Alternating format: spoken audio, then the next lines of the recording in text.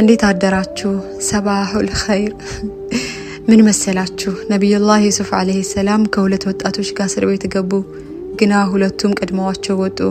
ታዲያ ሲወጡ የሱን ነገር ላለቃቸው እንዲነግሩለት አደራ አላቸው። እነሱ ግን ረሱት። ሐጃውን ከነሱ ይልቅ ለአምላካቸው መናገር የነበረባቸው ነብዩላህ ዩሱፍ አለይሂ ሰላም ለዓመታት በእስር ቤት ቆዩ።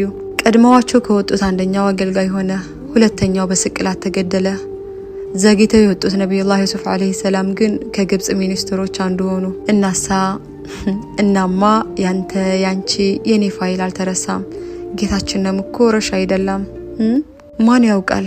ጉዳያችን የዘገየው ለምክንያት ሊሆን ይችላል። አላሁ ተዓላ በደንብ አብስሎ ሊሰጠን ይሆናል ኢንሻአላህ። አረቦች ምን ይላሉ መሰላችሁ? ኩሉ ተአኺር ፊሃ ኸይር። ነዓም ወላህ ፊሃ ኸይር ኢንሻአላህ።